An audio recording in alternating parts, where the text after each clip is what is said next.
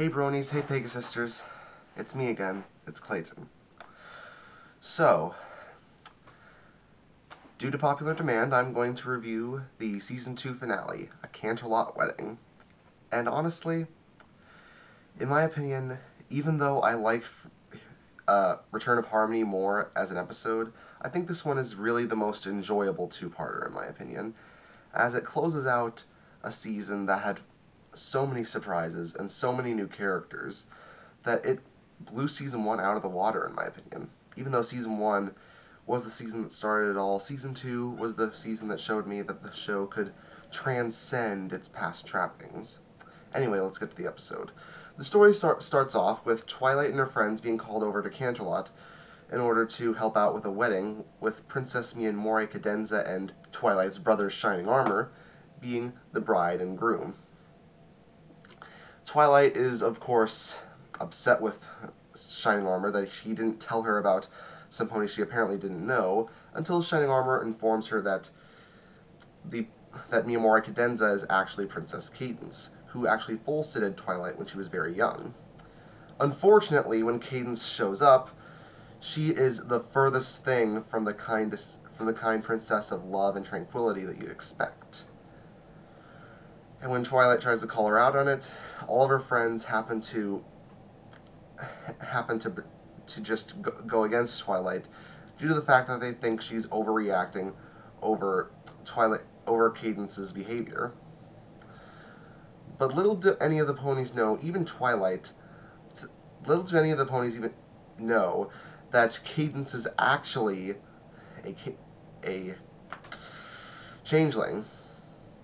Yeah, a changeling, a being that steals ponies away, can transform into a pony, pose as said pony, and feed off the emotions of their lover. So it's essentially a G-rated version of a succubus.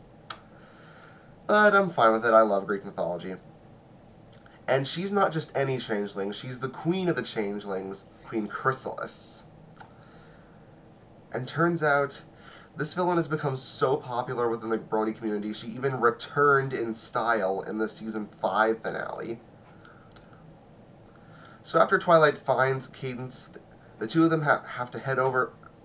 So the two of them head over to the wedding ceremony to stop the wedding, causing Chrysalis to reveal herself, her to insanely overpower Princess Celestia, and then it causes our 6 main characters to have to find the elements of harmony as a freaking parasitical invasion takes place, caused by Chrysalis. So what did I think of the episode? Well, in my opinion, the episode took a ton of risks, and they, for the most part, paid off. I love this transition between a girly wedding drama to a freaking parasitical invasion. And everything from the music to the action to the comedy, everything was really, really well done. The 3 new characters really happened to show some life as all 3 happened to become major players in the later seasons. Shining Armor actually reminds me of the type of brother that I sort of am to my little sisters. I'm cool-headed, and I make sure my sisters want to succeed, but if I think they go out of line, I don't mask my feelings. He's a cool 90s-esque big brother in that way. But he's cliched, yes, but he's pretty entertaining, especially with his geeky freakouts. Queen Chrysalis is just, in my opinion, the Maleficent of the series. She's just that perfect type of villain where you don't really need much of a personality other than just pure evil, but it works to her fullest advantage. The incredible character design, which features holes in her hooves and legs, and the fact that she looks more like a bug than a pony, makes her very intimidating as well. I've actually seen some excellent cosplays for her character, and yeah, to those people who are able to cosplay as Chrysalis effectively, I salute you. She is not easy to imitate. And of course, there's also Princess Cadence. Even though we don't see the real Princess Cadence until Part 2, her personality still shines through, and even though she seems like a typical Disney princess, she's very active in her rescue, as she's the one who has to save Shining Armor, not the other way around. A turnaround of the classic Disney princess damsel in distress who always needs help from the male, and in turn turns herself into the reward. Cadence, as shown in later episodes, is shown to take a very active role in almost all the stories she's involved in. Whether it's helping Twilight take out a Tatzelworm, or protecting the Crystal Empire with an enormous shield, it's clear that she's not just any typical Disney princess. Not to mention, Britt McKillop and Andrew Francis do an amazing job voicing these two characters. Britt McKillop does a great job with both the Queen Chrysalis disguised Cadence and the normal Cadence, and Andrew Francis provides the perfect voice for Shining Armor. Once Chrysalis reveals herself, Kathleen Barr actually happens to voice Chrysalis, and her voice is intimidating, echoing, and really feels like a Disney villain, which I think is what the intention was. Who knew? Kathleen Barr isn't just known for playing Trixie in the series. If one of you guys wants me to review a Trixie episode, I'd be happy to. And of course, we have the songs. What can I say about the songs? All three are absolutely brilliant, but I'm only going to sing one, because if I sing all three, we're going to be here all day.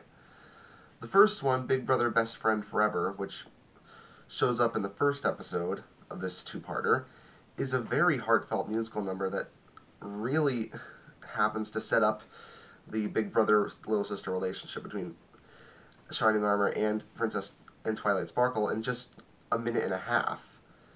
At first I was wondering how they were going to develop their relationship without it becoming boring, especially since Shining Armor hadn't been seen in the series until this point. But, of course, they do it through song, and it works out pretty darn well. And, of course, Love is in Bloom is an excellent way to end the episode. And I'm not joking here, I actually sang Love is in Bloom at a wedding once. It was a wedding for one of my dad's friends, and they were asking if anyone had a love song to sing while the couple was dancing. I said, sure, it might be from My Little Pony, but I'm sure you guys will love it. But of course, the most excellent song, and the one that I think I might end this review by singing, is This Day aria. Using musical terms, using the deceptive cadence for the disguised cadence and the authentic cadence for the normal cadence, you see what I did there? Happens to really work in its favor. It wouldn't feel out of place in a Disney musical. I mean, the musical numbers have always been incredible, but This Day aria has just one of the most amazing villain songs in MLP history, and I've seen so many remixes, retoolings, male versions, and just so many remixes of this song to the point where it's downright insane.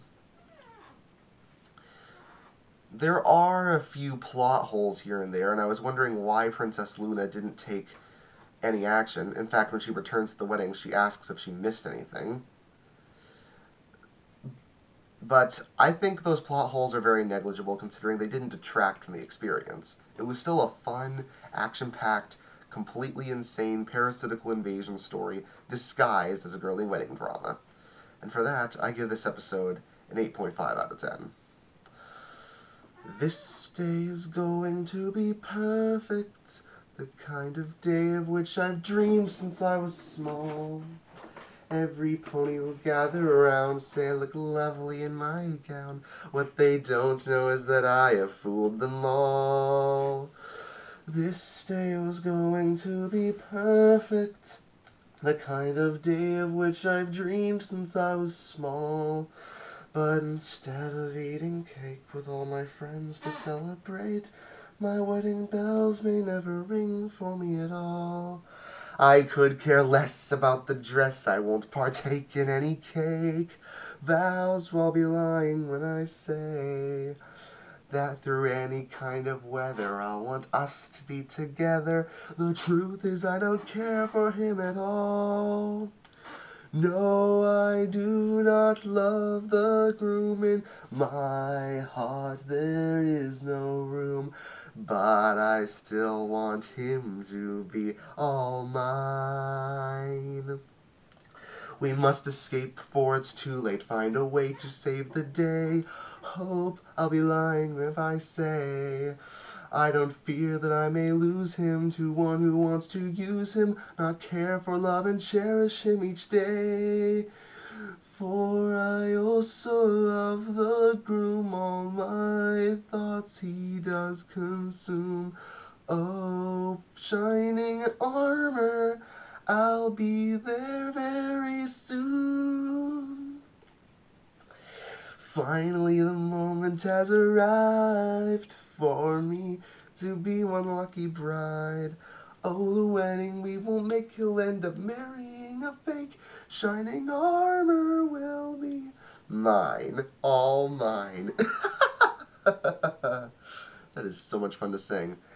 See you later. Next time I'll be reviewing The Crystal Empire.